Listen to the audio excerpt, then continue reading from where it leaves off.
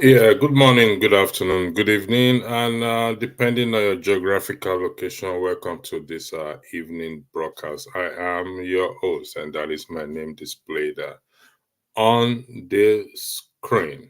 I have with me Mr. James, which I will be bringing in on the platform today, this evening.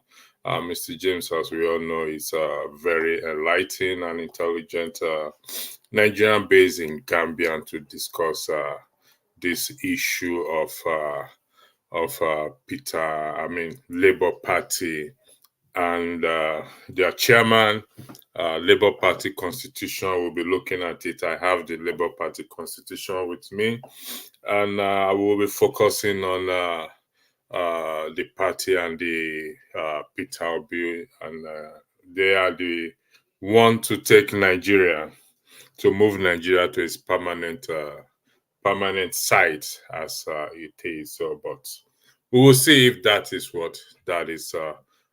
possible. As you can see, what is on the screen there. Mr. James, good evening.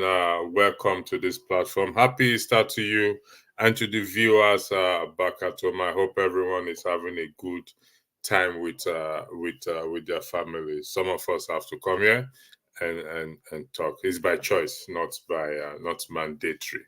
So, Mr. James, look, what is on the screen there? Okay, I will let you greet the viewers, and again, thank you for accepting the invitation to come on board. You want to say one or two words before we go into the main discussion itself? You're muted, Mr. James. Kindly repeat your last sentence. Okay, what I said is that before we go into the main discussion, I don't know if you want to say, give a shout out to people back at home, given to the Easter season that we are. Anyway, we can start right away. Okay, thank you very much. If you take a look at what is on the screen there, you'll find it on the website of the Labour Party. There they say you failed to be true ambassadors of the people. Labour Party lashes out at its rep member. I want to believe this is as a result of the $30,000 that was given to them, to the senators, to the rep by Akpabio. Now, before you weigh into that statement being shown on the screen, I believe you have you listened to the interaction of Peter Obi on space, which is from Twitter, ParallelFacts. Do you mind if you want to say something about that, the interaction? What is your own view in that regard? The floor is yours, please. Thank you very much. I'm sure you hear me clearly. Yeah, I can hear you clearly. I think to the gentleman's should have a discussion with Nigerians online. I mean, POB. I listened actively, and I must commend those who organize the show, because it's a way of making him know what people feel about him and what they expect from the nation. Because it is not only what citizens can do for the nation that matters, but the nation must fulfill its obligation before expecting the citizens to do anything higher.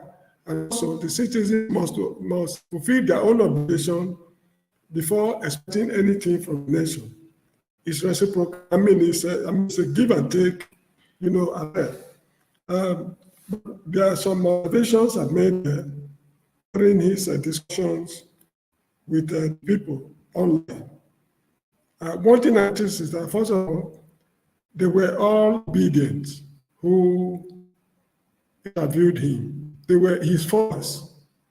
It would be better if they had allowed those who were opposed to him to come and ask some questions. Because if he's able to address their problems, He might not only win them, he will know exactly what Nigerians are going through because he only heard from one side, he only heard one side of the story. So he cannot, well, he might, because of his experience, be able to read between the lines, but it would have been better if he's able to hear the other side of the story. And one thing I also realize is that in his party, the Labour Party, he seemed to be the main political figure of the party.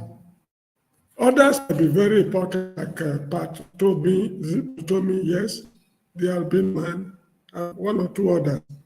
But let us assume, may bad things happen to the guy. Let's assume that he dropped dead today. What happens to the obedience movement? I'm worried because if you look at the East of Africa, mirrored in what happened in Europe before 1815. Before 1815 was the Napoleonic Wars that erupted after the French Revolution in 1789. Europe of those days was governed by henchmen like Metternich of Austria, Talleyrand of France, Castella of Europe, Alexander of what's it called, Russia. These were henchmen. But when with development in Europe, it got to a point by all these henchmen fizzled out. The whole of Europe was plunged in confusion with the rise of Napoleon Bonaparte. And that led to the Vienna Congress of 1815 that drew most of the boundaries we have in Europe today. Now, with what is happening in Nigeria, I'm not saying in Africa, we are likely to run into some problems. Look at Ivory Coast. Felix Houphouët-Boigny was running the show. When man died, the country slided into civil war. What's this man? Secretary of Guinea was running the show. When he died, the country slided into chaos. Kwame Nkrumah, he died. Rawlings had to take over the government in 1979. There was mass executions of people. So if we are running around henchmen, when these henchmen pass away, we are going to run into problems. And that's one of the problems we are facing now. Awolowo, for example. Let me finish this. Okay, Let me Mr. finish Jake, this. sorry for interjecting you. If you look at the statement, because I believe you are aware of what is going on, particularly on the $30,000. One of the those who call in to ask him question, asks in terms of the auditing that is being taking place in the Labour Party in respect to campaign funds.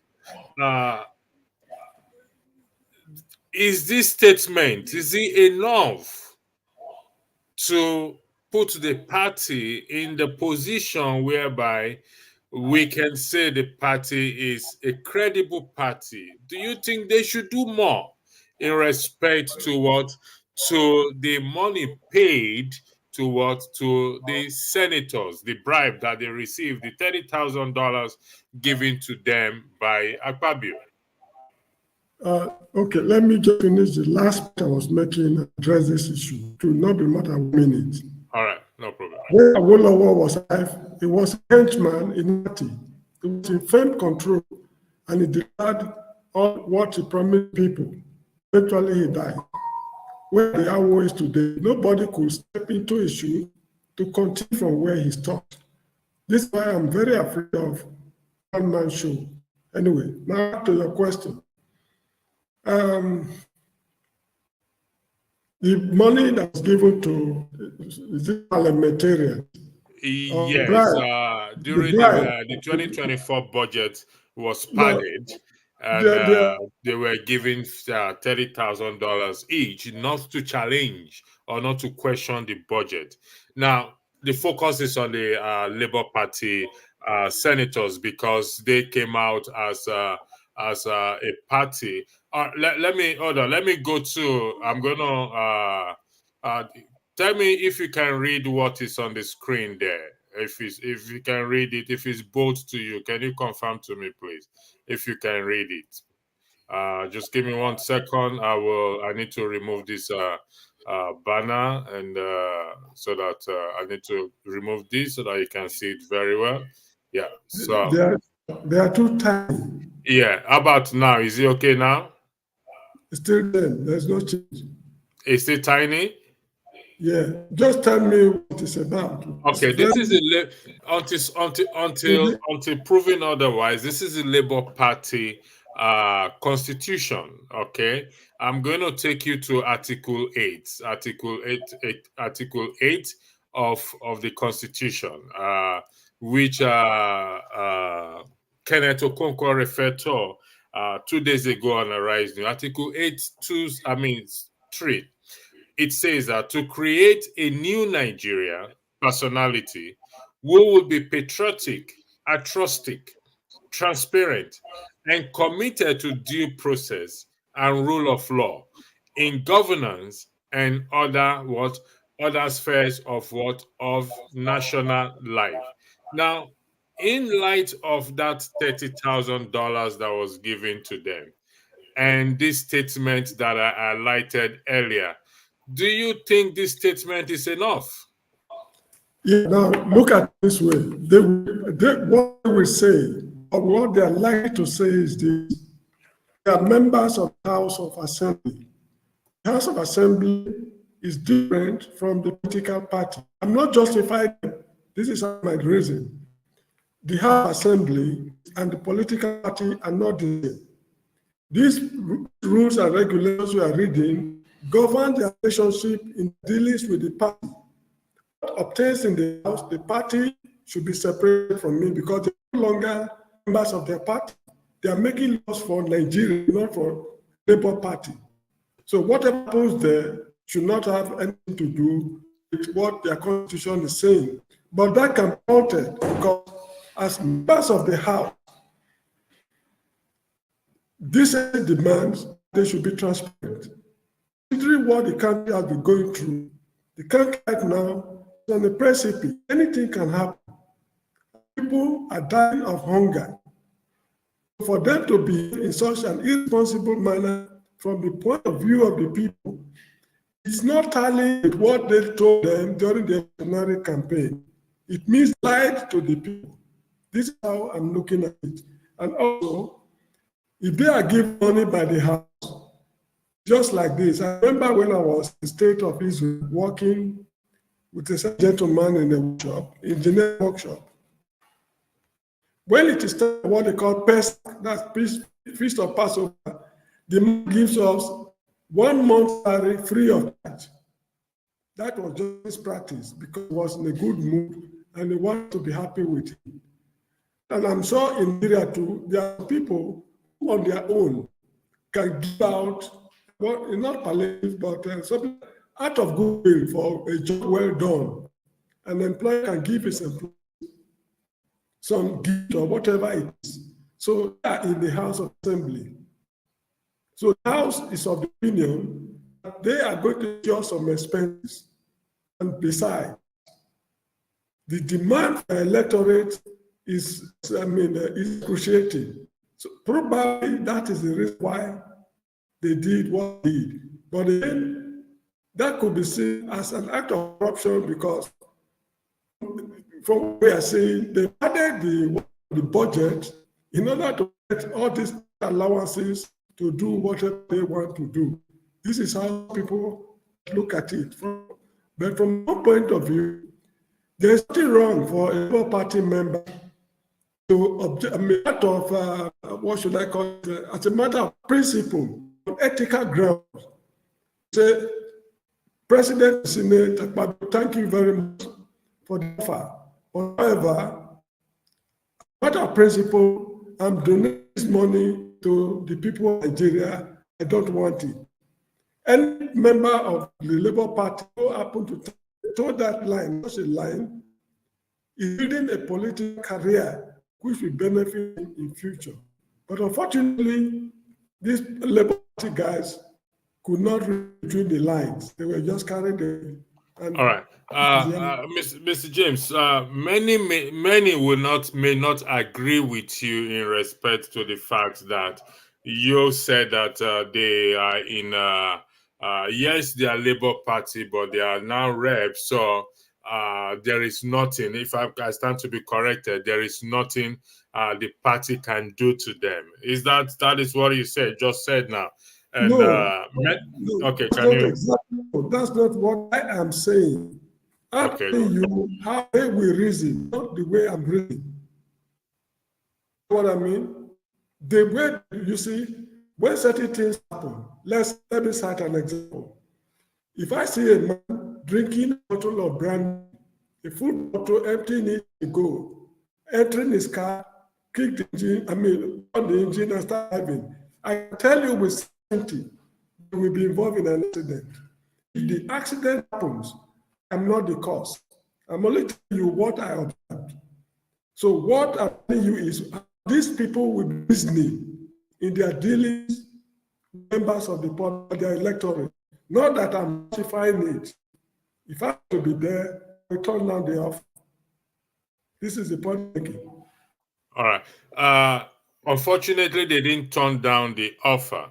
And the Labour Party, according to their constitution, they said, I'm going to go back again. They said they want to be different from other party. So if they want to be different from other party, let me see if I can read it. Unfortunately, I don't know why you cannot read this that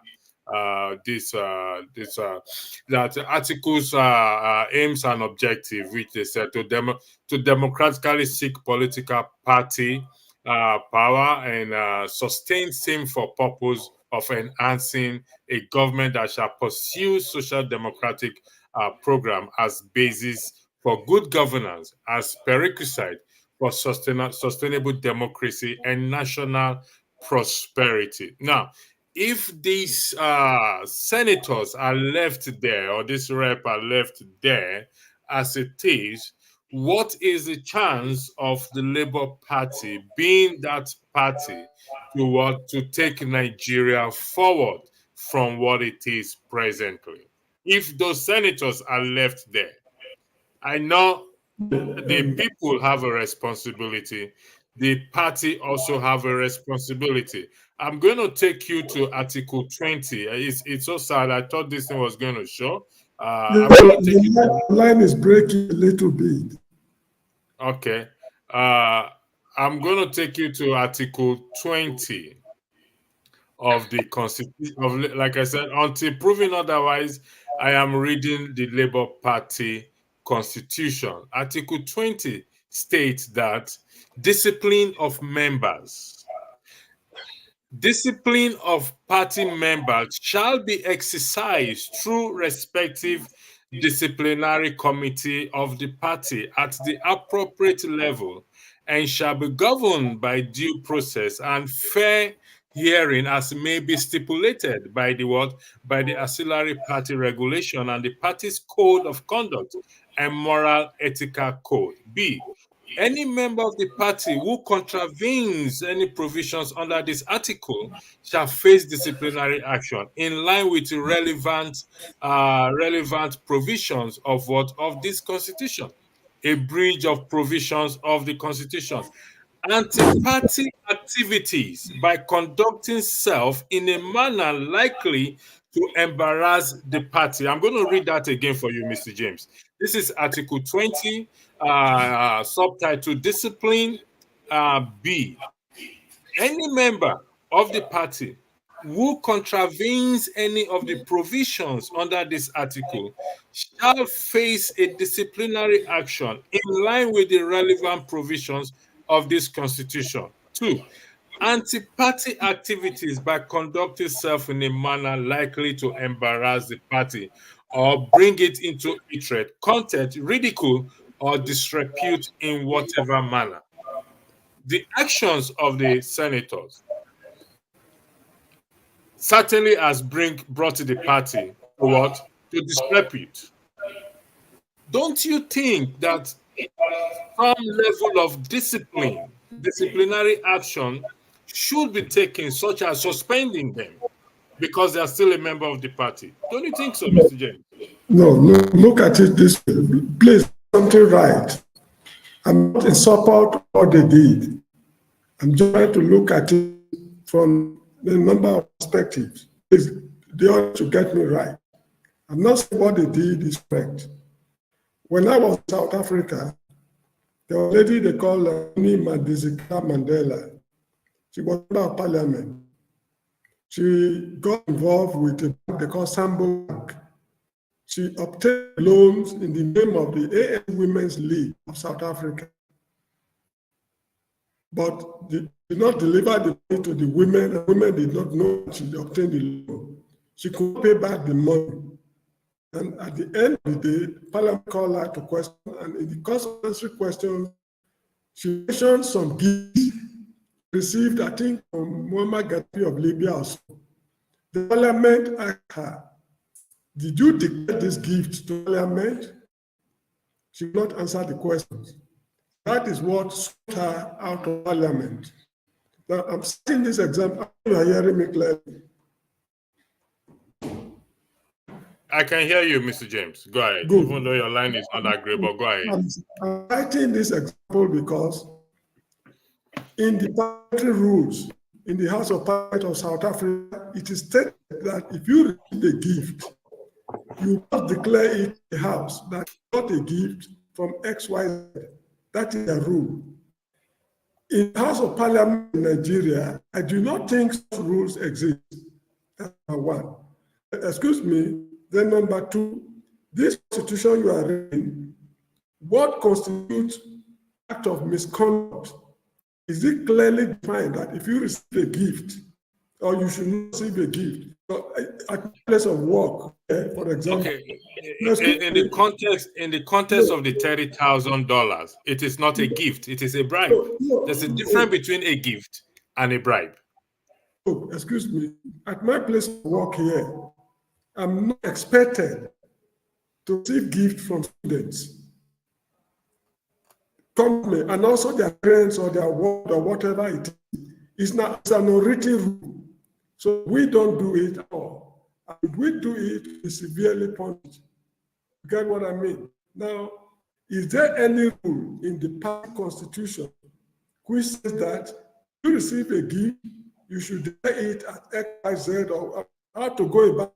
If the constitution is silent, it will be extremely difficult to prove that they've engaged themselves in a form of misconduct. Mr. James,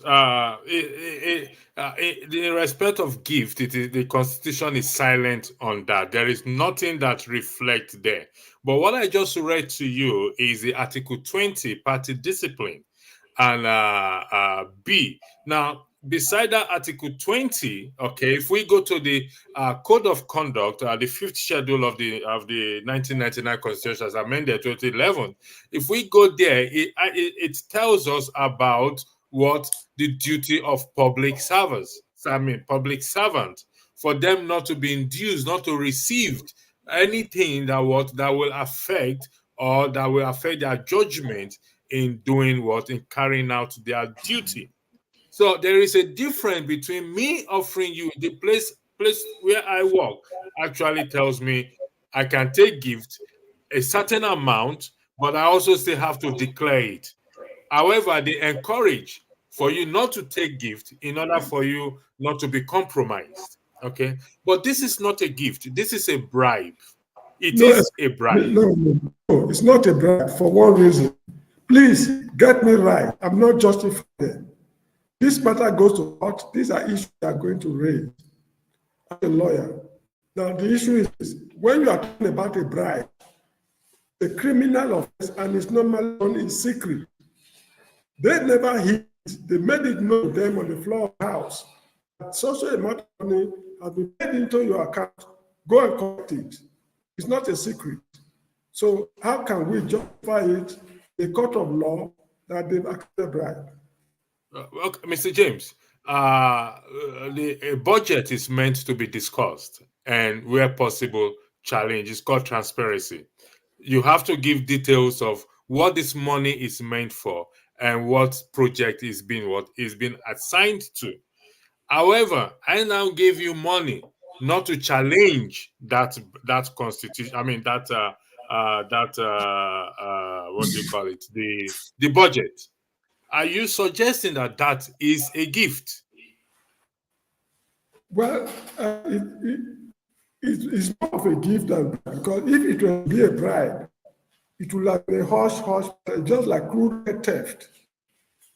Stealing the crude oil. But sorry for interjecting you. Don't you think some bribe comes in a hush form until it is discovered or it is made public? Somebody find out that these people receive certain amount of money. Most bribes are hush.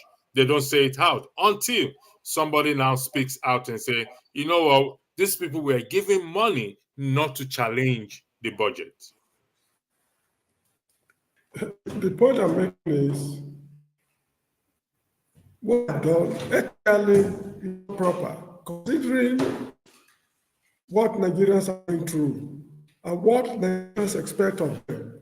But what we expect of them is not the same thing as the law governing their activities in the house, wherever they are working. These are two separate matters. Please get something right. I'm not justifying them. If there are loopholes in their constitution and the constitution of the Republic, these loopholes will be blocked to prevent such things from happening in future. This is the point I'm making. See, most of the laws governing Nigeria are crafted in such a way that there are so many ways people can sneak through. There are so many loopholes people can sneak through to what they want behind the door. I mean, there are so many loopholes. So these loopholes should be blocked. And these are the kind of things we should use to correct how we plan ourselves in future. The country will exist in future. All these kind of loopholes should be blocked. Sorry, Mr. James. The audience are asking if is there a way you can fix the mic, because they really want to hear you. Your audio is not that great. Is there any way you can adjust it so that it can be clearer? Because those in the comment section they are eager to hear from you, to hear you clearly. And what I will do, kindly give me about less than 5 minutes. Let me change. All right. Thank you for that. I will continue. I will continue with the comment section until you come back. Thank you. I will really appreciate you fix it and you come back. So as you for those of you in the comment section and listening, you have read the Constitution until such time that it is proven otherwise. That is the Labour Party Constitution. We cannot take away from Peter Obi what he has achieved.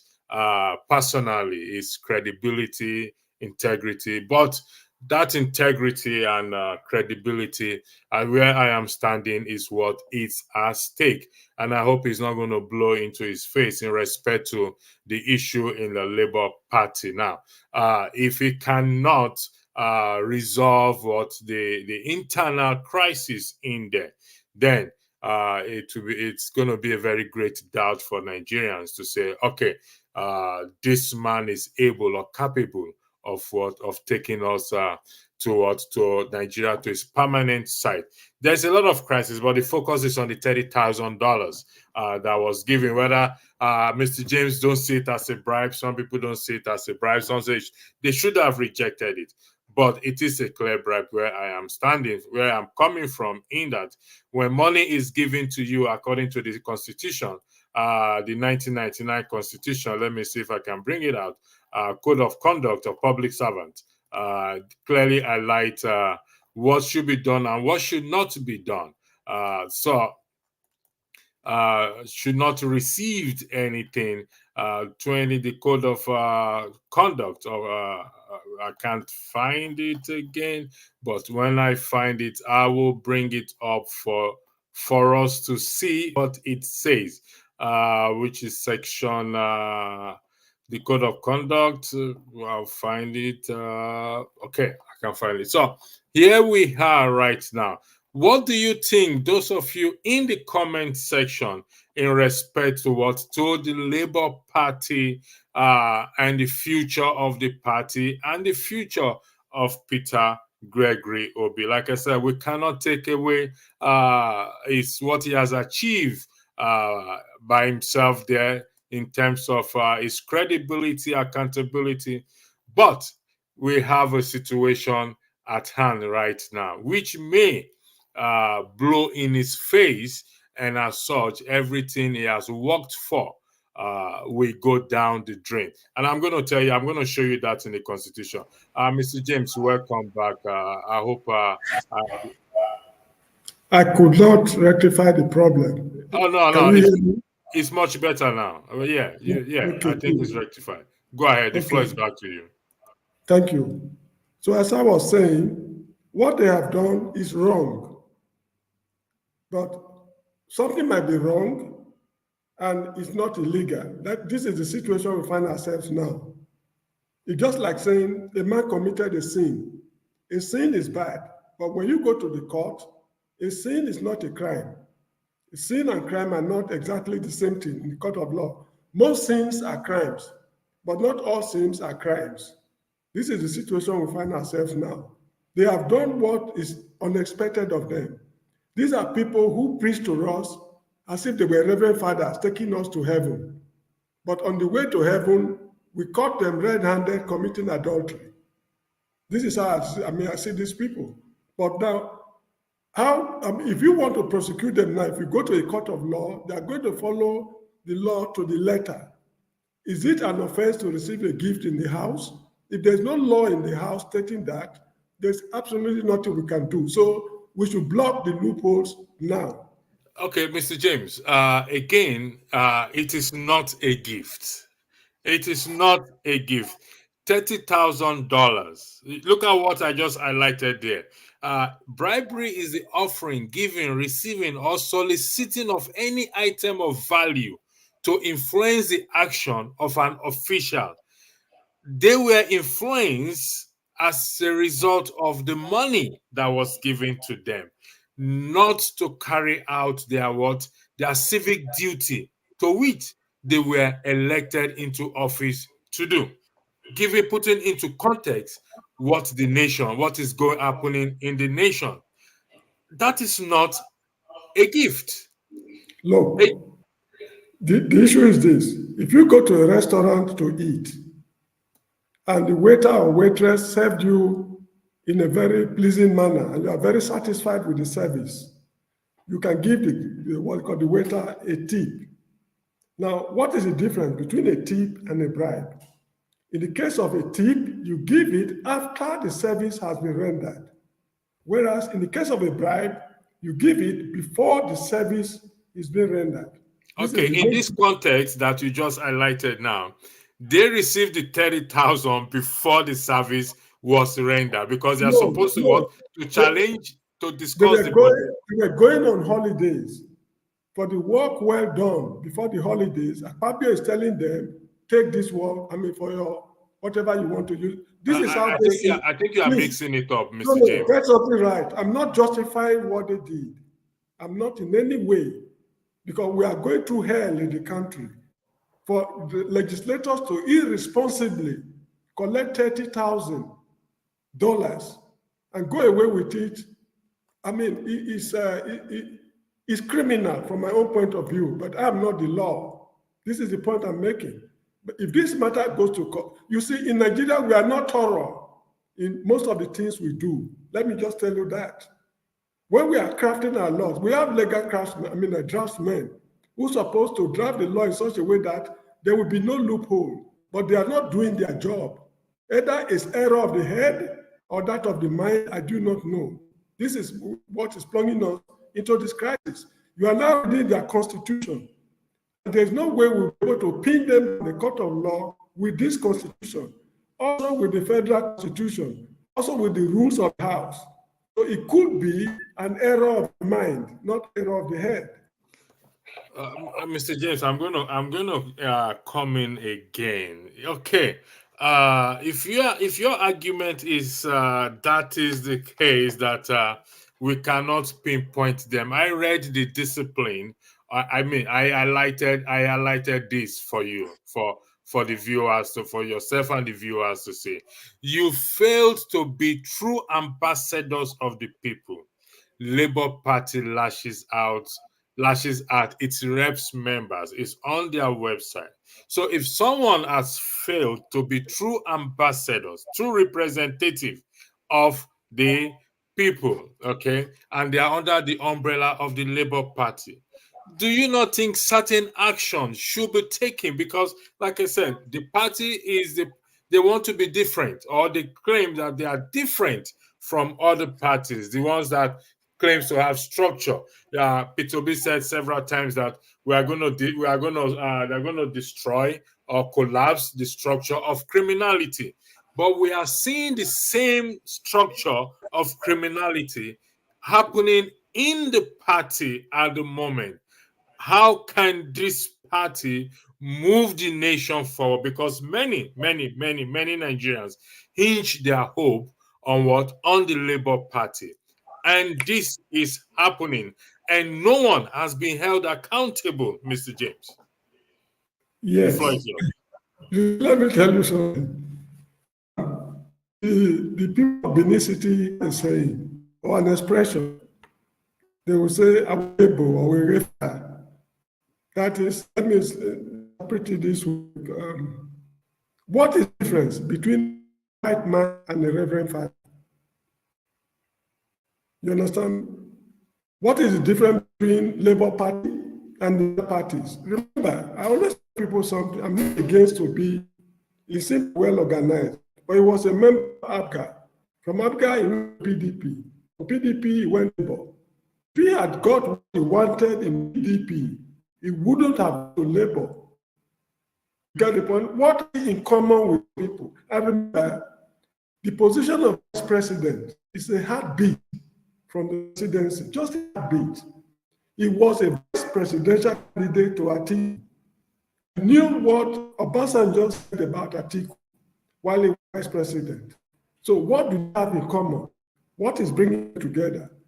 So you Nigerians in general are not as thorough as it is some other countries. Kind of things we saw in that country, some other countries will not tolerate it. Yet we think that we are the giants of Africa. You get the point? So the point is this: you are expecting too much from these people. Peter Obi had not have stolen money. That I don't know, frankly speaking. I cannot name his character. But remember that the character of a society is a summation of individual characters of the people that make up that society. Nigerian society is fundamentally corrupt.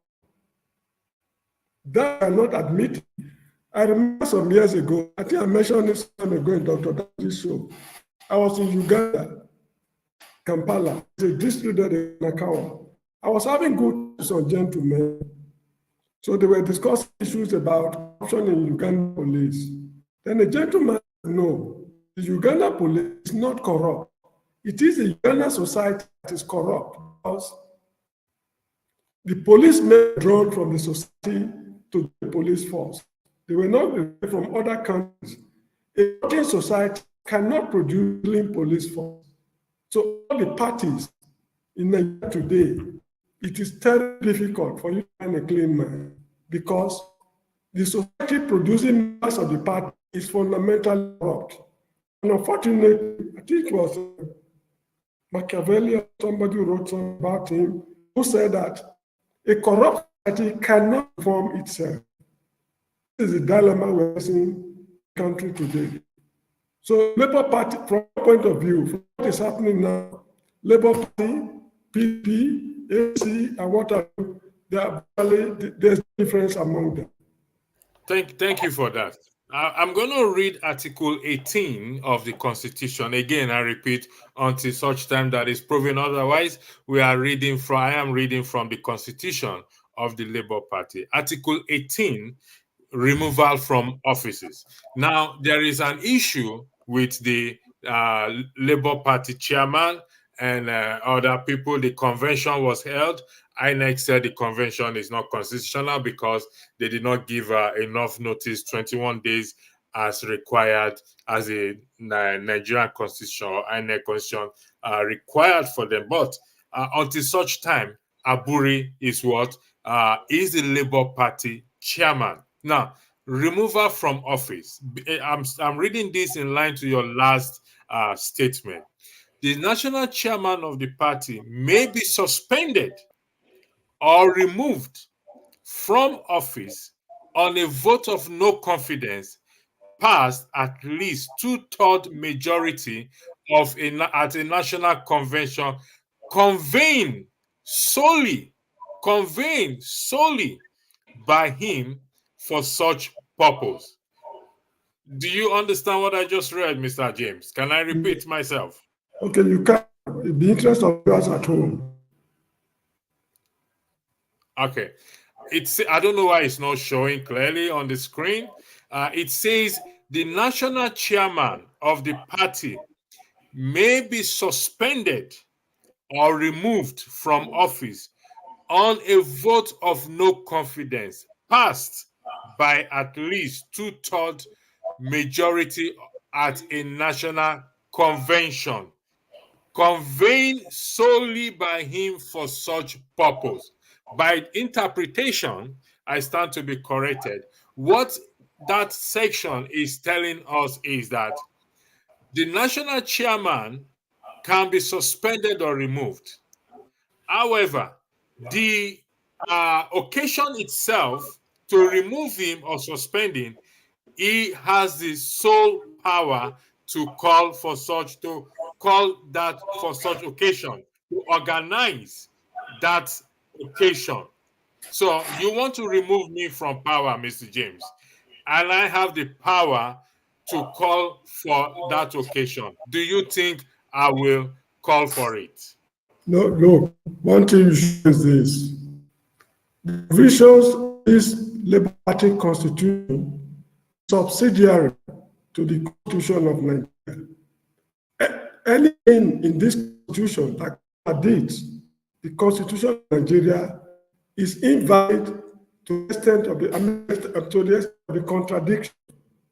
You know what I mean? They have taken the rules and regulations and whatever is there, but we should be very careful because if they go to court, you know the kind of court we have. What kind of court we have, you understand what I mean? So it's very difficult to remove these guys from office for receiving the amount of money. It cannot, it depends on the guys. Okay, Mr. James, you're frozen. I will appreciate if you can change. I'm not frozen. Okay, all right. You're back. You're live back again. Go ahead.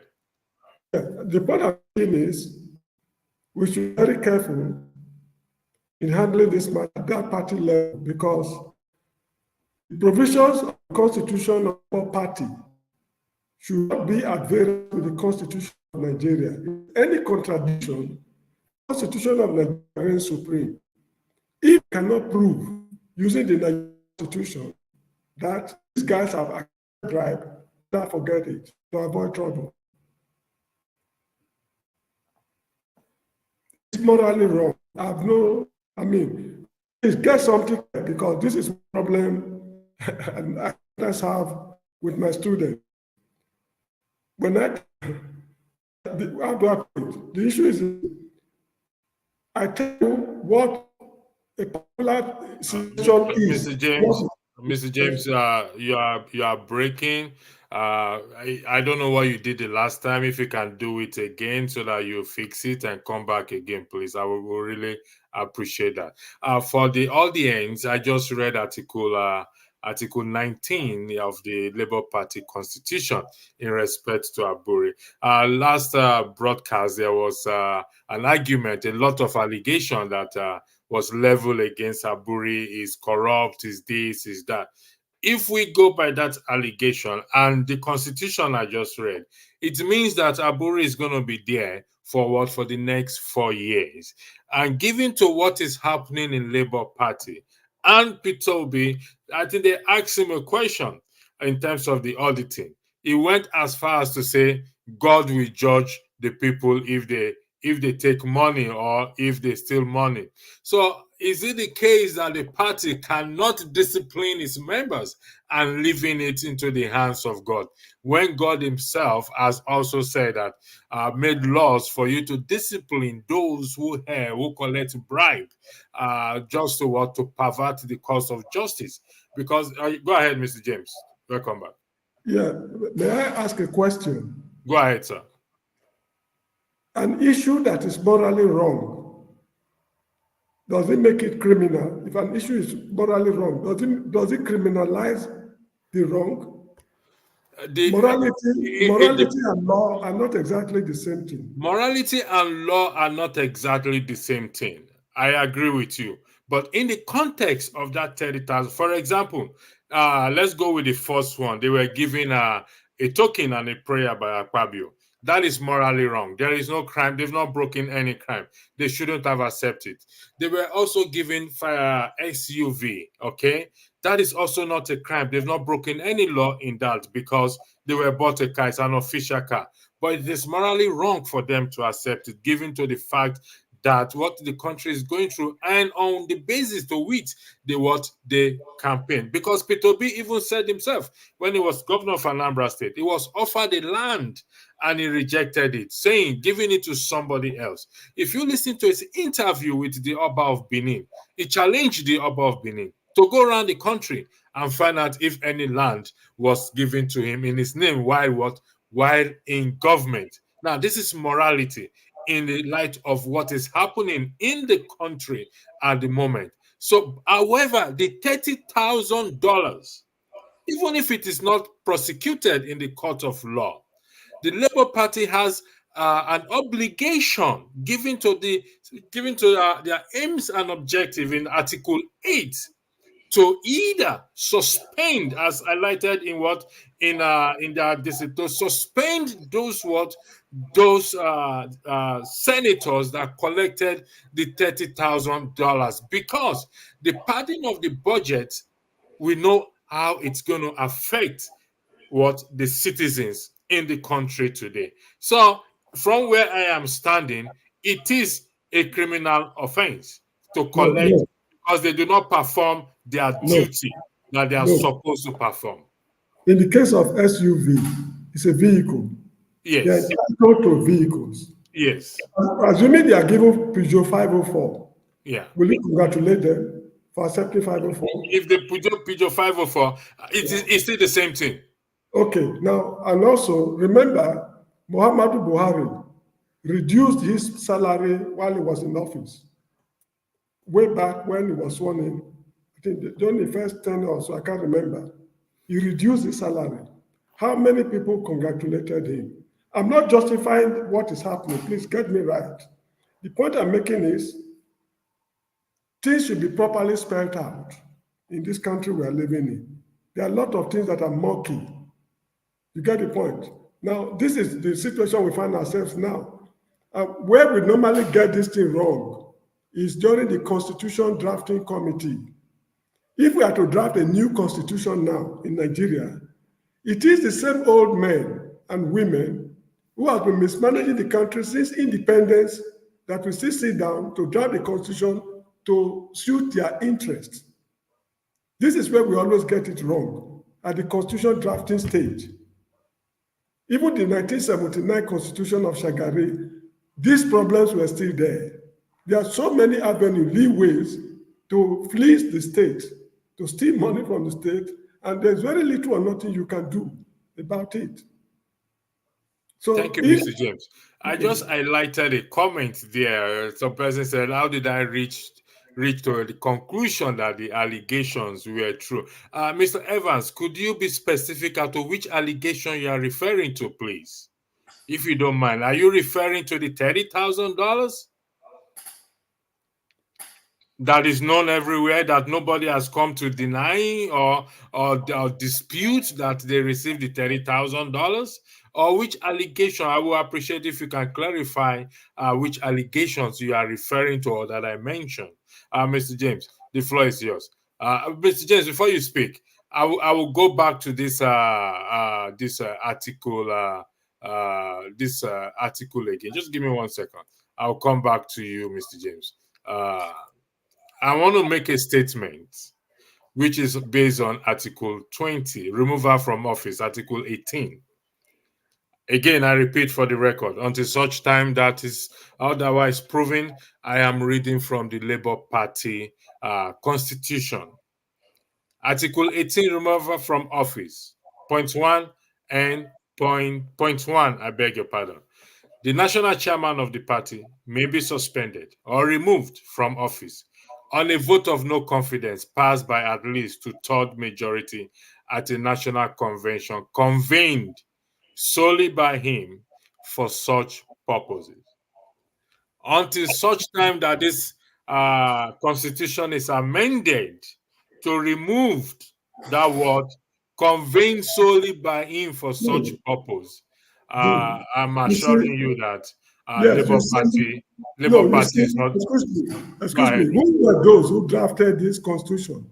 They are lawyers. Exactly, they are lawyers They who are drafted lawyers. it. Now, the issue is this. It's like you being a judge in your own case. Exactly, You are correct. the one to.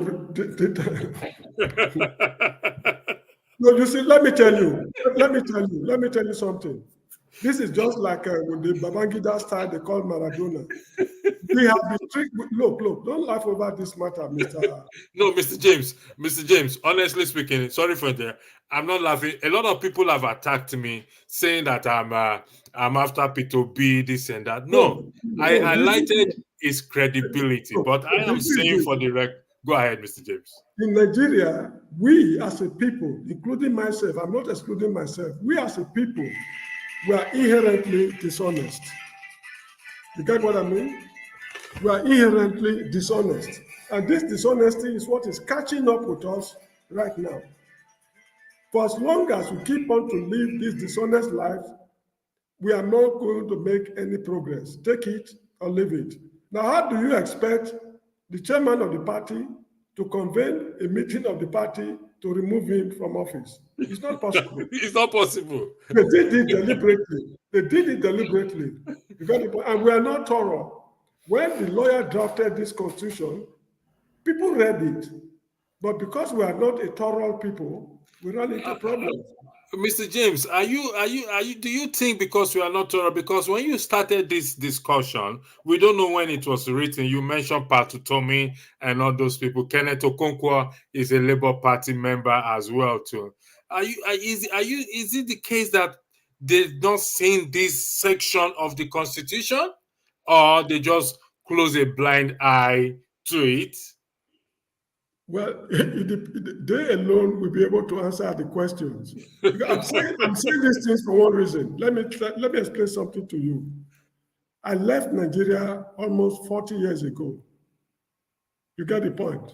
When I left home, the standard of discipline in Benin City at that time was very enviable. And the quality of education we received was just something else. The professors I had at the University of Lagos, my friend, when they are talking, it's as good as, listening to them is as good as listening to Socrates, Aristotle, Plato, and those kind of people. But these are not the kind of professors I'm seeing from Nigeria right now.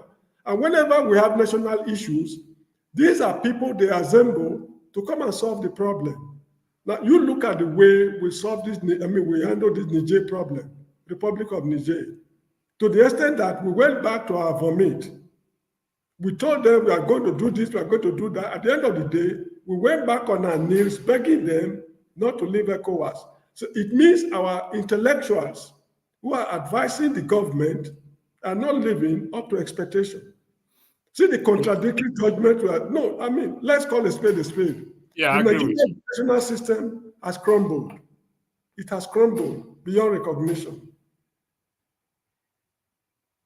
Are you getting me?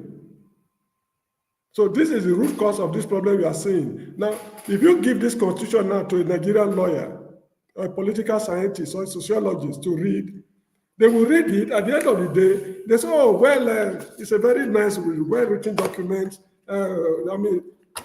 To critique it, they find it, their IQ is not high enough to read between the lines. to detect what is wrong and what is dubious and what is not dubious. So this is the problem we are facing in the country today. Not until the country is reorganized and we start afresh, we are getting nowhere. Okay. Mr. James, if you see what is on the screen there, someone said, responding to at one Nigeria, which court in Nigeria convicted Tinubu before obedience call him corrupt? You see, are you seeing the double standard the person is highlighting? The person is right. He's highlighting a double standard. Well, I think it's agreeing with what I'm saying. Yeah. It's agreeing with what you're saying. Yeah. If the Nigerian, what's it called, judiciary is that of Rotimi Williams, Gani Fawehimi, and disciplined men like Olu Onogoruwa, Bola Ige. If it's the same judiciary we are having today, it would have been a different thing. But nowadays, I mean, yeah, you see what this comment can be. Yes, which court convicted Tinubu before obedience called him corrupt? Now it is now the Labour Party section. They are kind of pardoning it. It's not corruption. They've not done anything wrong. It's not corruption. We should leave him. We should leave them there. At what point? I mean, where do we draw the balance now? It's now our own person, our own people. We are kind of shielding them that, oh no. So how can such a party be able to, I mean, the breaking news is Nigeria is moving to its permanent site, and Labour Party is the one that is carrying Nigeria to the permanent site. How can such a party carry Nigeria? That is, I mean, honestly speaking, like you said, if it's in an advanced or a developed place, I will use the word developed, where they apply the rule of law, these senators would have been suspended by what? By their party until such time that investigation. But everybody kept quiet. Nobody is speaking. The focus is, Kenneth Okonkwo said, let me highlight one thing for you. What Kenneth Okonkwo said. If he said 2027 is about Peter Obi, not about Labour Party. For crying out loud. I can't interpret his mind fully, but if I go by what he's saying, what happened in the party doesn't matter. Let's focus on Peter Obi. Does that make sense? I respectfully disagree with him because Thank you very much, Mr. James. I've listened to him on televisions a number of times. He's a well-articulated gentleman and is reasonable in his analysis, at least. But the issue is this. If you are saying Peter Obi is different from Labour Party, then we are heading, a very disastrous situation for this simple reason. Now, assuming they win the election and they start governing the country, and there are sharply contrasting differences between members of the party and the president of the republic, where do we go from there?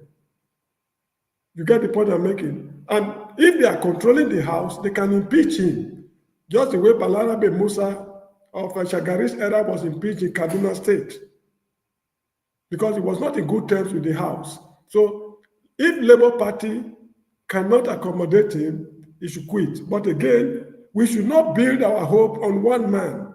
Assuming, what's his name, Peter Obi happened to drop dead today, what happens to the obedient movement? This is why people are talking about structure. I'm neither obedient nor disobedient. Please get me right. People are talking about structure because if he should drop dead, or for one reason or the other, is unable to continue, these policies should continue. And this is the problem the Westerners are facing today. I mean, the Yorubas. Since Awolowo exited the political scene, they've not been able to produce a credible Awoist to continue from where that man stopped. Everything scattered. Nobody among them has been able to pursue free education policy at all levels the way the man did it. So putting our hope on one man, I certainly do not support it. I'm not saying Peter Obi is a bad guy. But No. Well, no, we're not saying he's a bad guy. What we're saying is, my position is his credibility is at stake in view of what is happening in the Labour Party. And if he does not sort it out, he has an option. In fact, from where I am standing, if he leaves Labour Party, he can't go to PDP, he can't go to APC, he can't go to AFGA. So that is the title, the dilemma. He's between a rock and a hard stone. Let me put it that way. Okay? Because the other party has been seen as what? A party of criminality. So he can't go back there. So he either find a way to help them fix this Labour Party, or he go and start his own new party. If it's this Labour Party, as we are seeing and what we are hearing based on the Constitution, then we are in for a disappointment. I voted for Labour Party. I voted for Peter Obi in the 2023 general election, and I have my reasons why I did that. And unfortunately, go ahead, Mr. James. Before hold on, Mr. James. Mr. Evans, I'm going to come to your comment after Mr. James finished talking. Mr. James, the floor is yours. Those who organized the last interaction he had with members of the public, as I said earlier on, they were all obedient. They were showering praises on him. If I were the organizers or one of them, what I would have done is they should have contract some interviewers, people of, what's this man's name? Rufai's quality, not necessarily Rufai, but people of that quality who are well read. They should have also invited them to take this man to task on a number of things. For example, I've been thinking of something. Peter Obi is a die-hard capitalist, and his hands are clean so far as we know. But he believes in capitalism, that is accumulation of wealth. When he left Anambra State, he left there with, he left substantial amount of money. Whereas, what's his name, Patutomi and his guys, they are die-hard socialists. They don't believe in the accumulation of wealth. Rather, they believe in rendering service to the people like Awolowo and other socialists. Now, if these two sharply contrasting people should come together to form a government, you should be rest assured that there will be serious push and pull. Probably that is what we are seeing right now. I do not know. So, Mr. James, I want to address Mr. Evans. Mr. Evans, thank you. I'm going to read out your comment. You say, thank you. I'm referring to all allegations of misappropriation of funds in the Labour Party. Now, in the context of our discussion, yes, that is there. However, we're talking about the $30,000 giving to the senators, the rep, including the Labour Party rep as well too. So are you suggesting as a practicing lawyer, are you saying this $30,000 that was given to them did not happen in the context of the discussion? Mr. Evans, I will appreciate if you can respond to my question. My question is, are you saying, I acknowledge the allegation in respect to the misappropriation of funds in the Labour Party. The $30,000, it's not Labour Party money. Okay, so let's focus on the topic. Are you saying that the $30,000 that was given to them or they accepted is false as a practicing lawyer? Question number one. Question number two, is it a crime or does it constitute as bribe?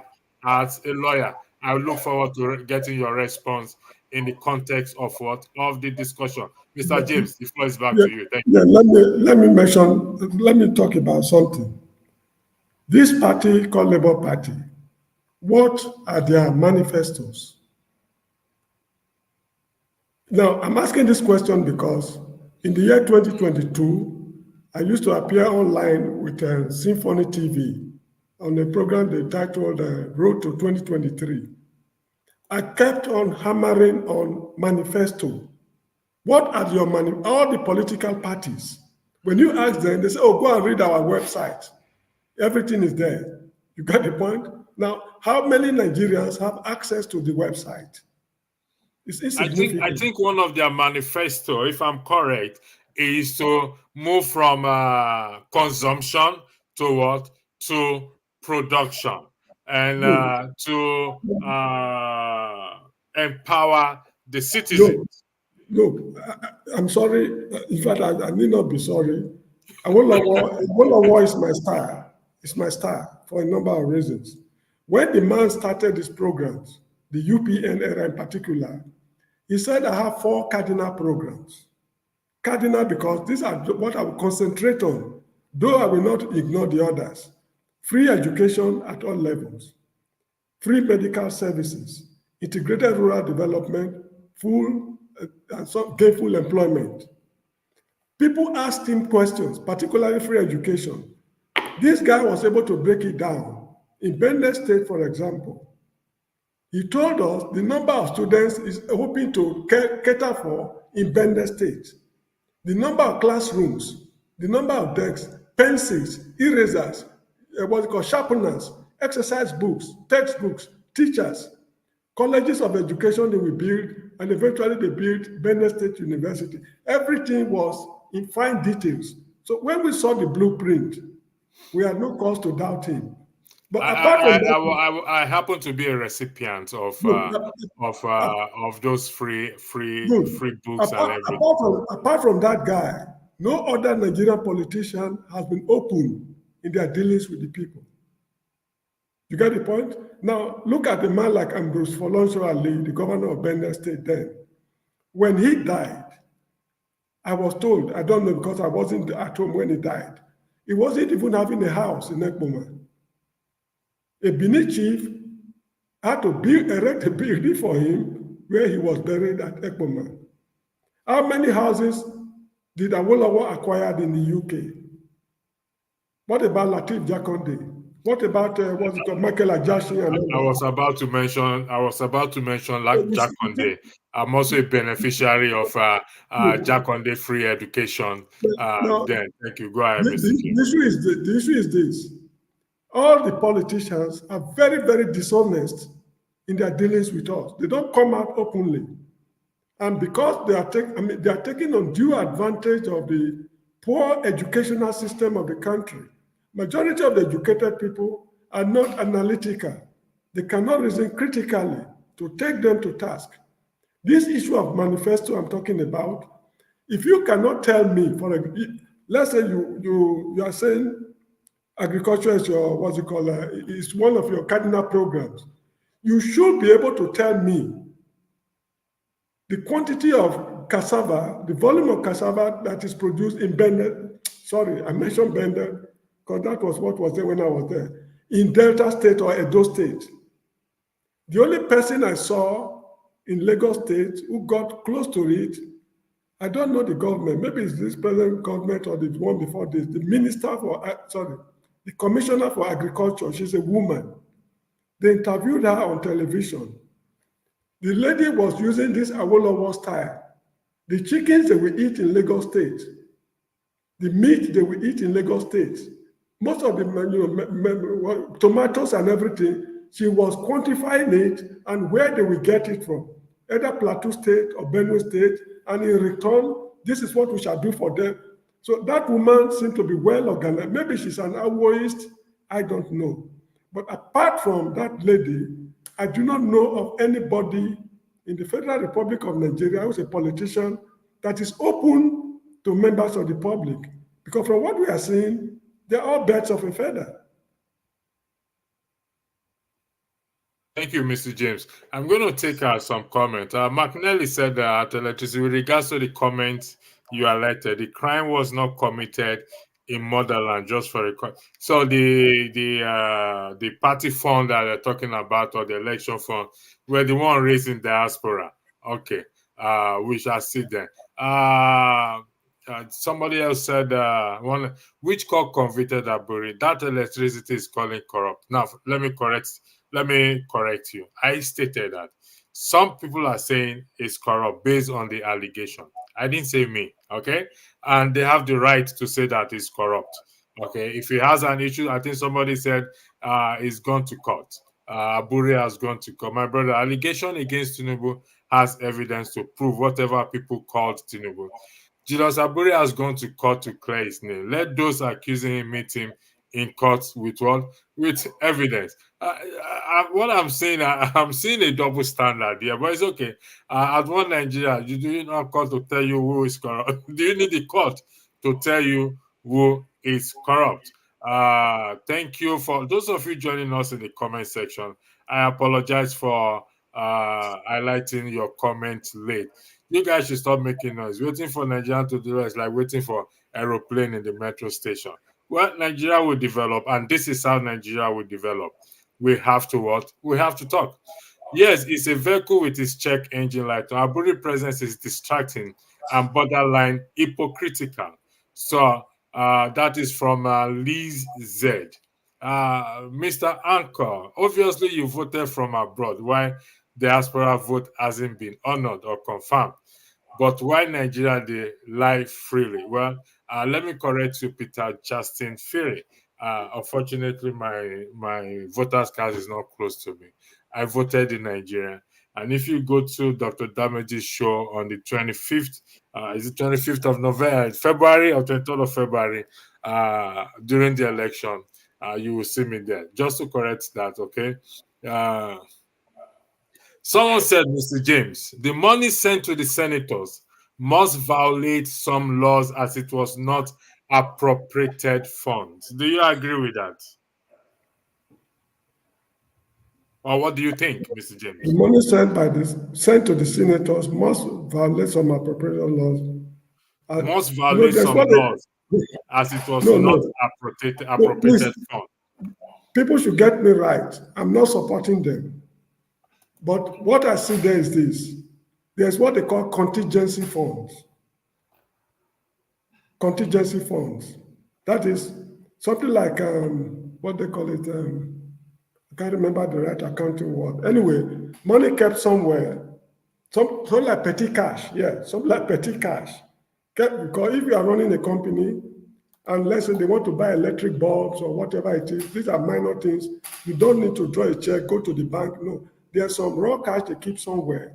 They can use for all those little things. That is interest. I think that's another word for it.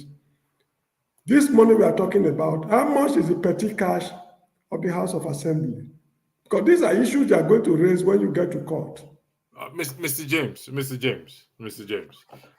let's call evil.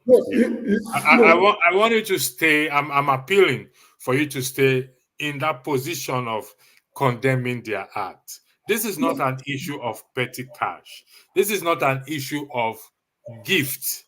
This is an issue. This is an issue that concerns the nations and the citizens and their duty. And they were given money. They were bribed. There's no true name for it. Whether the law penalized them or the law did not penalize them. Whether the Labour Party pursue their constitution to suspend them or not. This is an outright violation of their office. I'm not disputing it. Please take note of something. Probably it's my profession that is portraying me in a different light. I'm a teacher. When I teach my students in class, I see things from different perspectives. If you ask me, for example, to justify apartheid in South Africa, I can justify it. And if you ask me to condemn it, I can condemn it outright. So it is up to the student to maintain his own position, provided what he's doing is logical and the process can be repeated. This is the situation I find myself now. I'm not saying that what they have done is morally right. I never said so. But the issue is we should be careful because when this matter goes to court, the way the lawyers will interpret it is very different from the way we ordinary people are looking at it. This is the point I'm making.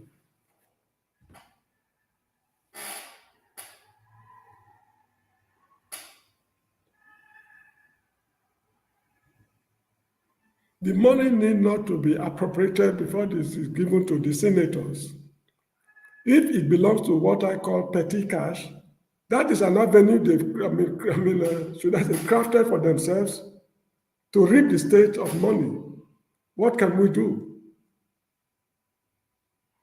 We don't know how much they have as a petty cash, just like what they call security funds, which they give to the governors.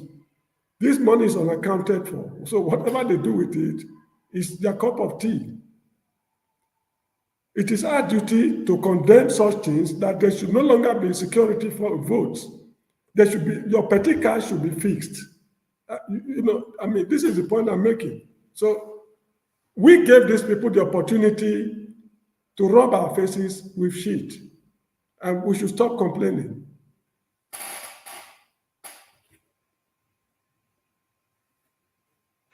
Thank you, Mr. James. I want to highlight something for you.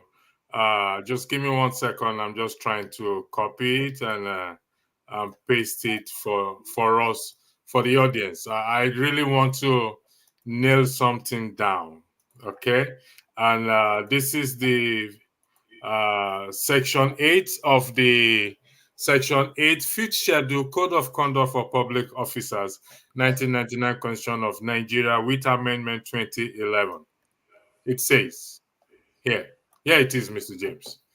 No person shall offer a public officer any property, gift, or benefit of any kind as an inducement or bribe for granting of any favor or the discharge in his favor of the public officer's duty.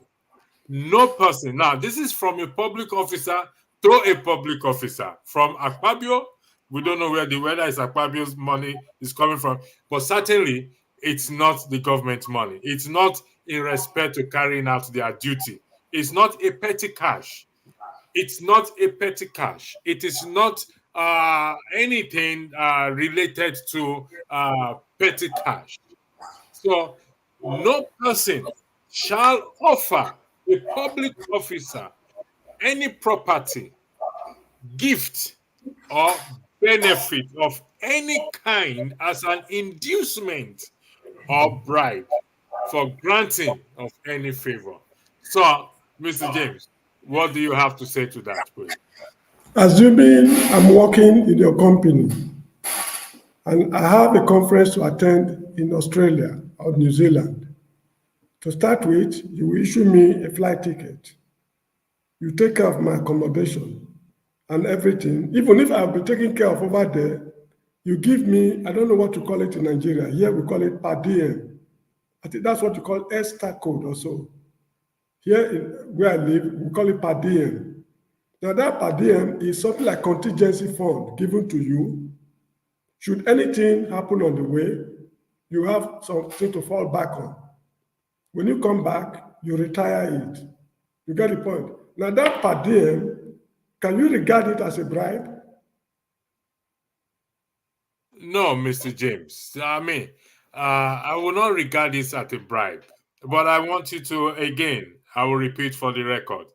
You are a very intelligent man, and I respect you greatly. And that's why I brought you here I hope you're not dressing me with borrowed robes. No. You know how we started. And but if I may agree with you that if it goes to court, it's a different thing entirely. But the image it portrays to the world, to Nigerians, to Labour Party people, to other party that we have condemned. I use the word we have condemned to say that this other party are party of criminality. They have a structure of criminality. And we say we want to be different. We want to take Nigerians to what? To the permanent side. And this is happening right under our nose, and no action. I'll give you an example. This month, we are still in February, March, an MP who was caught lobbying against the practice lobbying for betting company had to step down when a recall petition was filed. Now, that matter will never go to court. But for the image of himself, the party he represents, certain action was taken. Now, it's the people that wrote the recall petition, his constituency. But he has to save the party as well, too. In Scotland, oh no, is it the SUP? There's this recent man that was arrested. First of all, he was suspended or he stepped down, and it was on the news that he was arrested for sexual allegation. I mean, that was made against him. Now, these are what we're saying. No system is perfect. People make it perfect. So if the Labour Party wants to change the narrative, the trajectory of the country, and they are allowing this sitting on their head, Mr. James, I'm sorry to say, You see, the Labour Party is in is I don't want to use any bad word there. I yield the floor back to you, Mr. you James. know what? There is an ancient Greek philosopher. They call him Anaxagoras. He said that man is the measure of all things. Man is the measure of all things. If in the UK or USA, what you have discussed, I mean, what you have, the examples you cited, they determine it to be what it is, a crime or whatever it is, or morality, that is their own standard. Nigerians have their own standard. You get the point I'm making? So you are comparing Nigeria with a place like the United Kingdom, or I don't know where this example is coming from. The point I'm making is, now look at it this way. Let us assemble all Labour Party members and ask them, I mean, card-carrying members of the Labour Party, not the obedience. This thing that happened in the House, is it moral or immoral? They are going to tell you it's immoral. They will tell you it's immoral. Not obedient. Yeah, card carrying members will tell you. I mean, that is my argument. Card carrying members. If card-carrying members will condemn it, by now we will have seen the party taking some very drastic measures against them. I agree with you on that. They will I'm not not condemn it. They I'm won't not in condemn it. disagreement on that. So you see, I man know is the measure. a lot lies in the hands of the card carrying members, and also a lot lies in the hands of the senators. I mean, the constituency where the senators are from. We should be grateful that these kind of things are happening, because this is how we will have foolishly vote these people to power, and what Buhari did to us, they will repeat it again, if not events of this nature. Now, if Buhari had not come back as head of state, by now, maybe if he has, I mean, he's dead and gone, by now people would have been saying, oh, if we had voted for Buhari in those days, it would have solved this Nigerian problem. But you see how he made nuisance of himself, and he confined himself to the dustbin of history. You get the point? So we should be happy that Akpabio and others are bringing these kind of things out. So we should be able to see clearly and learn from it to correct our mistakes and chart a new future. To correct this mistake, and that's why I said Peter. And people like some people say I hate Peter Obi. I don't like him. No, it's a man I liked, but the fact that I liked him or I voted for him does not mean it's gonna blind or cloud my sense of judgment.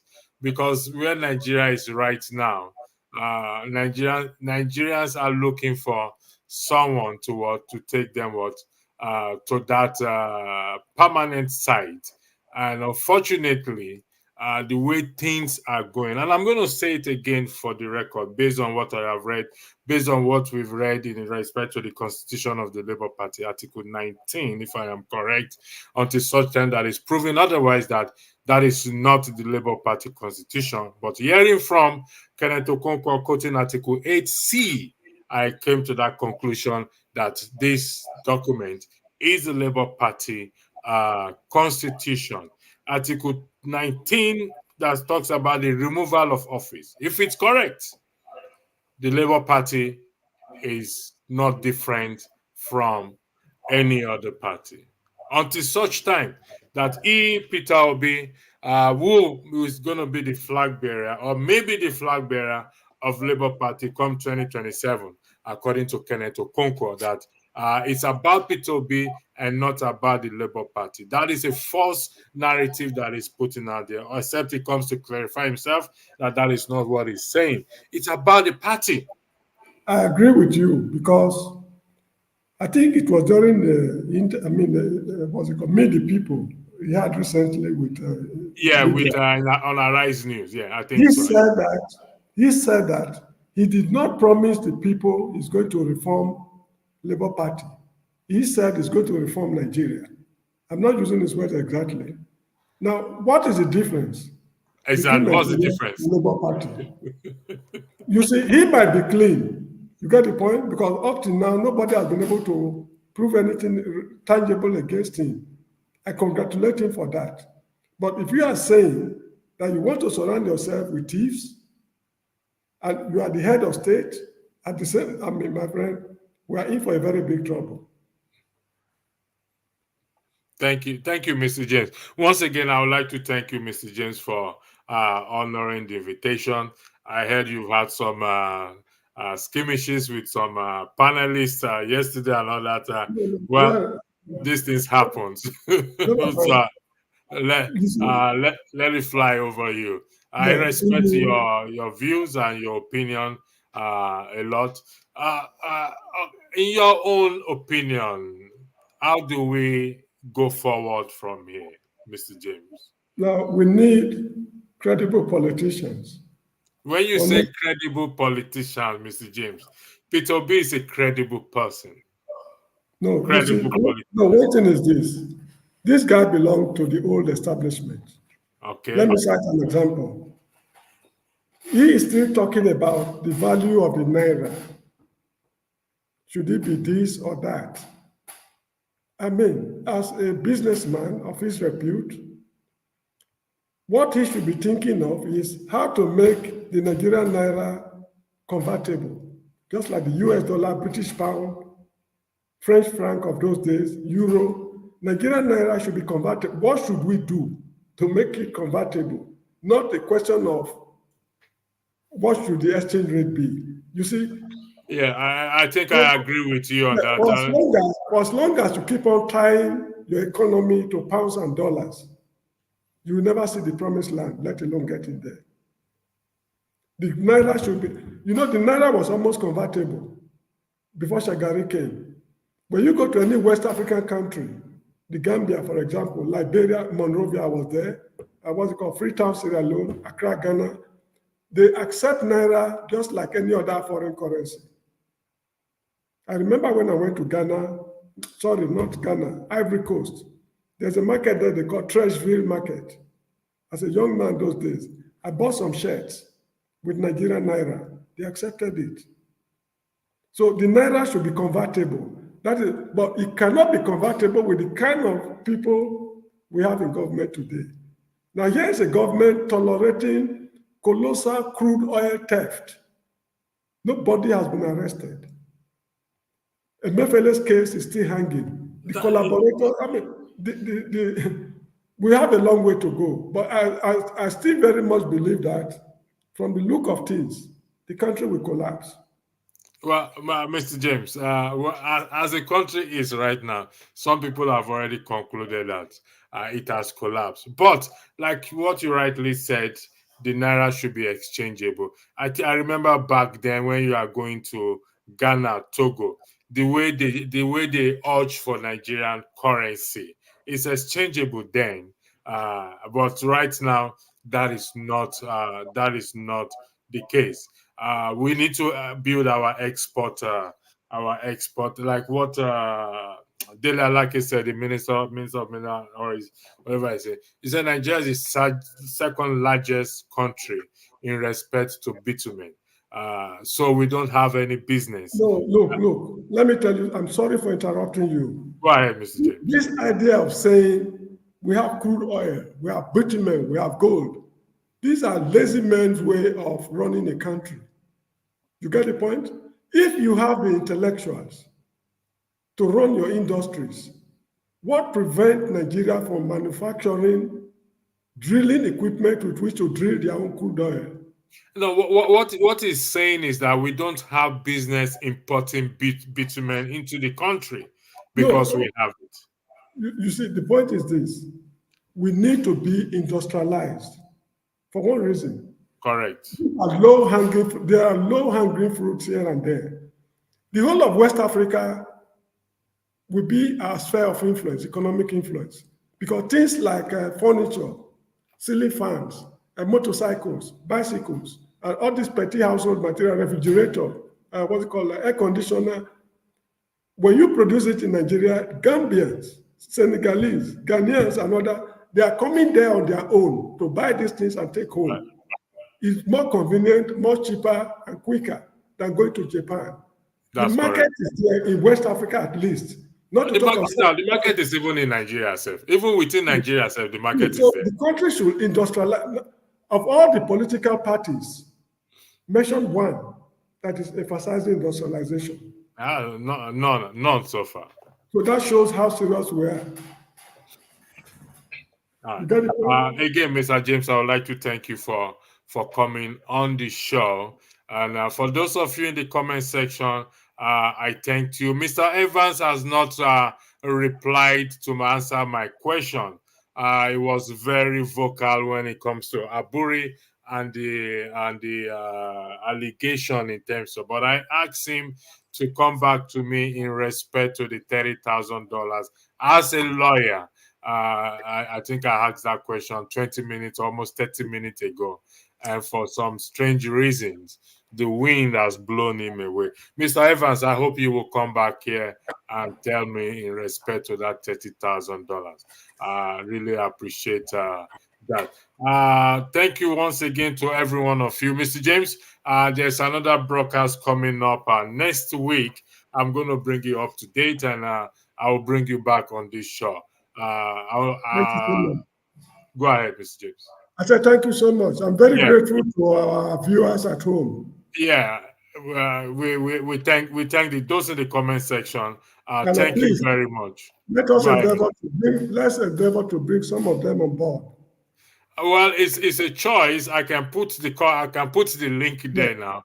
Some of them maybe they are to work. So, okay, let me just put the link there for another 10-15 minutes, and let's see if they will come on board. I intentionally want to have you only on the platform until such time as I discuss, not to have it too argumentative and rowdy. So the comment, the link is there for the next 5-10 minutes for those who wants to come on the platform to hear the views or challenge whatever they want to challenge in respect to what we've discussed so far. I read from the Labour Party constitution, and like I said, for the record again, an integrity of this channel until such time that is proven otherwise, that is the Labour Party constitution. I refer you to section 19. Let me see if I'm correct. I want to be correct. Section 19. If I'm correct, section 19. No, Article 18 of the Labour Party constitution. Removal from office. Article 18, paragraph 1. I want everyone to go look at it. If that is the case, then forget about that party. I'm sad to say that, but that is the truth. If that is not corrected, then we are where we are today. Anyway, you passively mentioned diaspora vote. You mentioned something like that. No, somebody said they said that I didn't go to vote because I'm in diaspora, so I had to correct the person. No, the issue is this: diaspora votes. We should just forget all about it. Okay. For what reason? In Nigeria, we are not documented. We don't know who is a Nigerian, who is not a Nigerian. Even the Nigerian passport, foreigners can get it easily.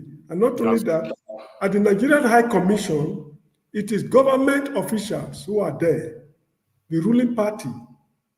You get the point? Now, don't be surprised that the number of votes cast outside the country could exceed the number of registered voters in Nigeria.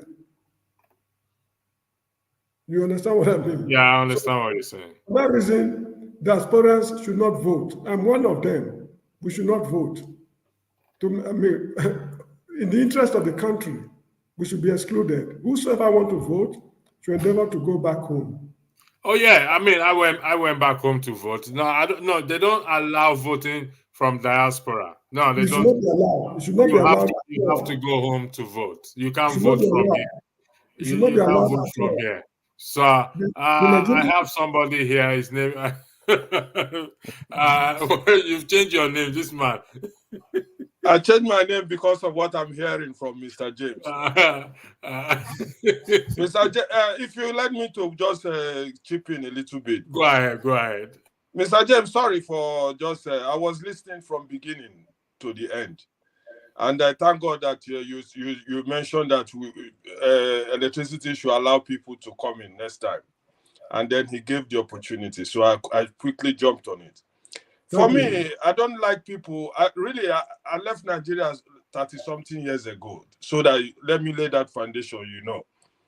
And my base is Gambia. Anytime I go to Africa, I go to Gambia. And I know that you are based in Gambia. So I want you to know that I'm one of those Nigerians who don't want to do anything with Nigeria, but at least we still want to do something with Africa. So you understand me properly. Many views you have today I'm surprised. I know that they are pessimistic. Sometimes I am the same about Nigeria. I never see anything good coming from Nigeria, and they will never come. But if there are people like Peter Obi doing their best, trying all he can do to help Nigeria, and you think that he's part of the old system, he should do this, he should do that. And now you just made me very angry, saying the diaspora voting, you don't agree to that. Then it's telling me, where are you coming from in reality? You're a traveler, you've been everywhere in the world. There are diaspora voters everywhere because of the large amount of contribution that the diasporas are giving to Nigeria. And you think that we should not contribute because you think Nigerian system will happen, that many people will vote, forgetting their systems. Mr. James. Don't just condemn. I want you to know that the world have changed. Don't just condemn or put a blanket ceiling on any new ideas. I'm talking to you now from Sweden, and we are sitting here talking as if we are just in one room. I mean, please change your mind about that. That's what I want to say, please. Yes, thank you for letting me know your opinion. The issue is this. My personal interest as a Nigerian should not override the national interest. It is good if I vote because most of the money I work here, I spend it in Nigeria on my people. So it is good for me to have a say in what is going on. But in the process of me having a say in what is going on, if it will disrupt the Nigerian system, I better be excluded. As I told you earlier on, all the embassies all over the world belonging to Nigeria is the ruling party members who are working there, apart from the local staff that they recruit here. It's only the ruling party member. If what happened with Yakubu and his INEC, whatever glitch, happened in Nigeria, what do you think will happen? I mean, let's call a spade a spade. These people, they are ready to go to bed with their mothers to get what they want. There's absolutely no way any other party can win. And even the diaspora vote is just a bonanza to them. And it's not because Bola Tinubu is there. Excuse me, no, don't shake your head. Are you telling me that the ambassador of Nigeria, maybe in Mauritania, will send a result home against Bola Tinubu's government? He will be recalled immediately. They will tell him you did not deliver. And the same is applicable to all embassies all over the world. And what if we were registered like in America and Britain and even South Africa? I have my national identification number, which is computerized. If I vote, that can be, they can use that as a check to find out if there's fraud or something of that nature. But now you do not even know who is a Nigerian. In this country, in the last census, about 10 or so years ago, we were 3,000 Nigerians here, but it has increased astronomically, in fact, exponentially. If they tell you now that they recorded 500,000 votes in the Gambia, Nigerians, can you contest it in court? The answer is no, because there's no way to prove that you are a Nigerian or you are not a Nigerian. Mr. James, what we are telling you is that Peter Obi stands for a new Nigeria. Me and you know that technology has advanced. So if every time you people start to say, you don't want this to happen, don't do this because Nigeria is this, APC have the whole embassy in the world is governed by APC, so we shouldn't take a step. I wonder how you people want Nigeria to change when we cannot take a step. I don't think that is what... Okay, Mr. James, respond. You see, Nigeria will change with people like you, revolution. Without a revolution, that country will never change. It's as simple as that. Without a revolution, Nigeria will never change. But revolution will start from, you know, when we mention revolution, many people will think it's just to destroy. I've explained what revolution is to many people before, but some people think that revolution is just to scatter everywhere. Of course, if it gets to scattering, we will scatter. But revolution starts from this diaspora voting we are talking about. Because when the diasporas come together and they know that they have to vote, there will be revolutionary changes to let that happen. This is what I'm saying. Let me come in there. I don't like this, your name, Revolution. What is your former name, your former stage name again? I beg. I don't, it's not interested in my mouth. Electricity, use the revolution because that is what I'm not. Okay, let me address you. I think what Mr. James is saying this is that the diaspora vote, we are not ready for it, given to what is on the ground. I stand to be corrected. Let me give you an example, okay? When he said, no, before I give you an example, when he said the ruling party, they are the one that select, the Ministry of External Affairs is the one that does do this appointment. Thank you very much. Somebody, Dan, yes, Dan. Thank you for those in the comment section. You cannot hide. Dan, the Ministry of External Affairs sends and everything. So you see, we have to sanitize the country first. Okay? Take, for example, the last election that happens in the country, how it went. People were refused to vote. There were voters' cards being thrown everywhere and misplaced everywhere. In 2005, no, in 2005, in fact, Dan, let me ask you a question before I say, are you registered with the where you are, the Nigerian embassy where you are? Do they know you? You are muted. You are muted, Dan. Dan, you are muted. Yeah. I'm registered in the Gambia, not in here, because here we don't have this Nigerian community here. No. I'm not talking about Nigerian community. I'm talking about the embassy, the High Commission. Are you registered? Do they know you? But let me tell you, to answer your question, I want to give you a background. I don't like to associate myself with Nigerians. Oh, no. Oh, Dan, this is where... Dan. I answer you now. I answer you. Dan, we are talking about...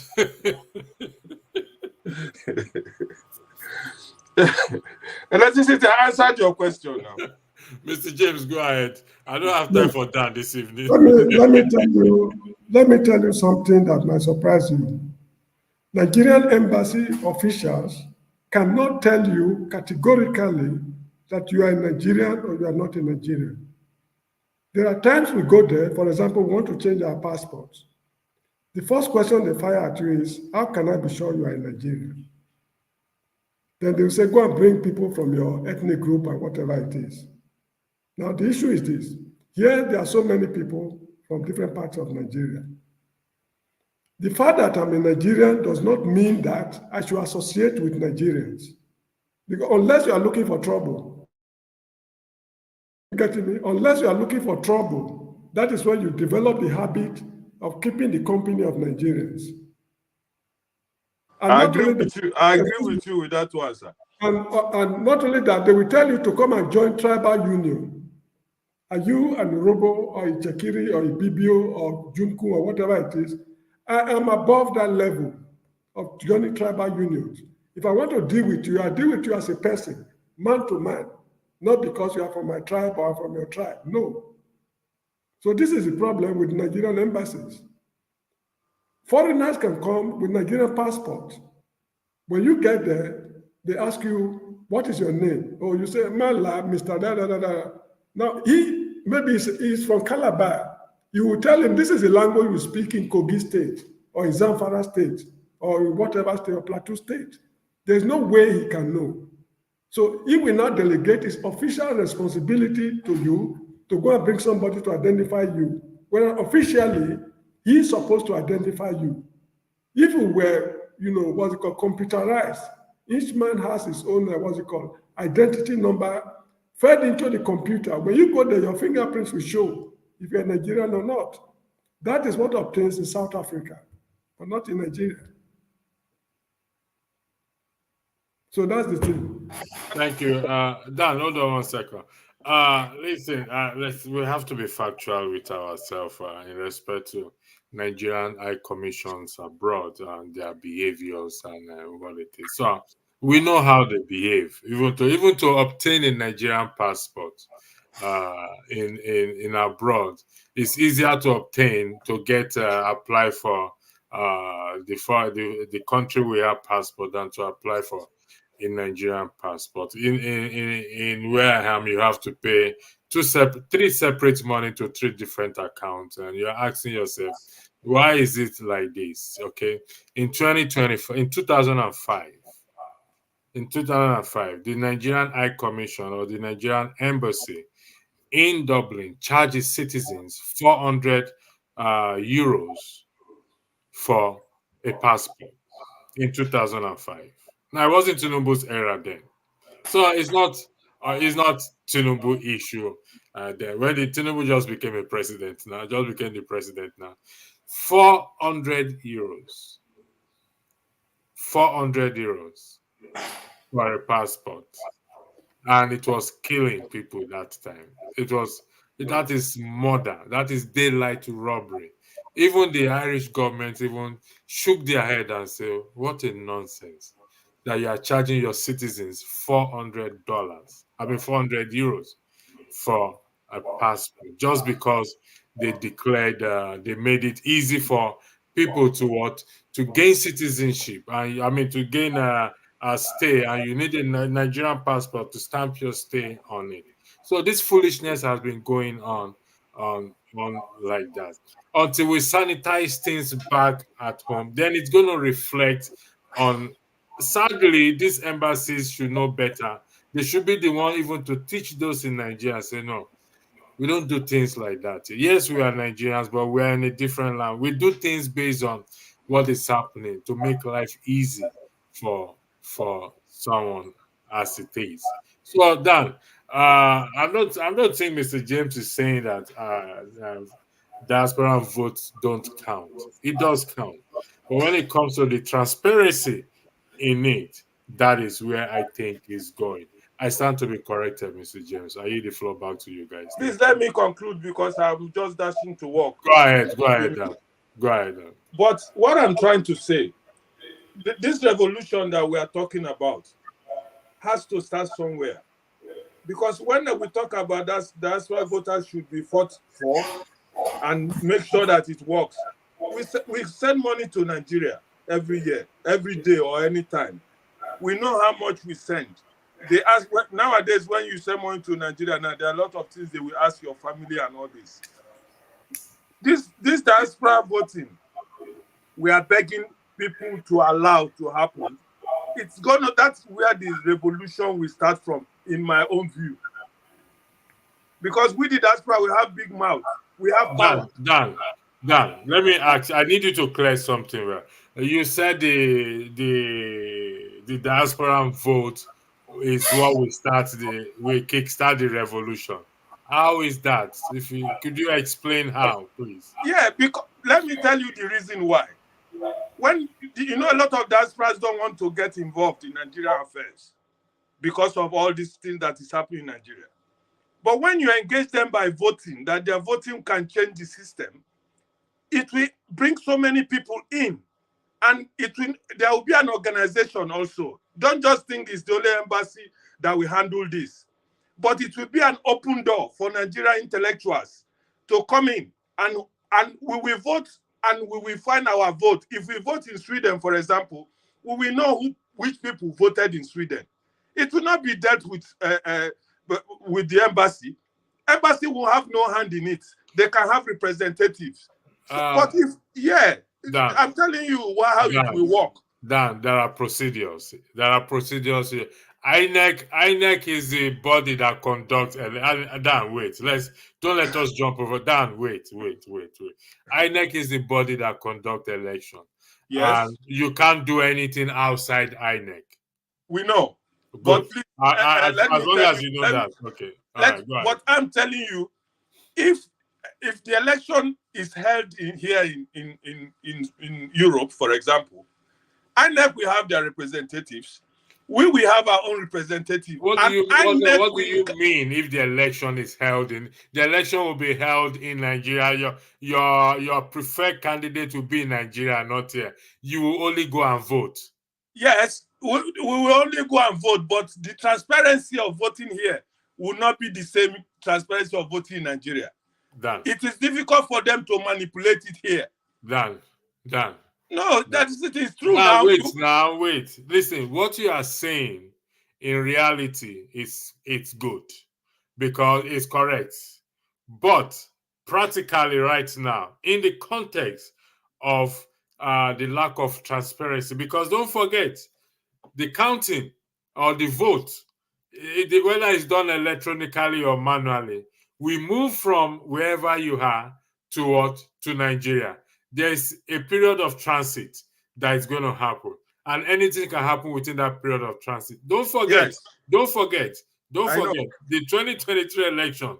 It is a period of transit. In the night, Mahmoud announced the result of so don't listen. What you are saying is absolutely correct. We want that, but it can't happen now.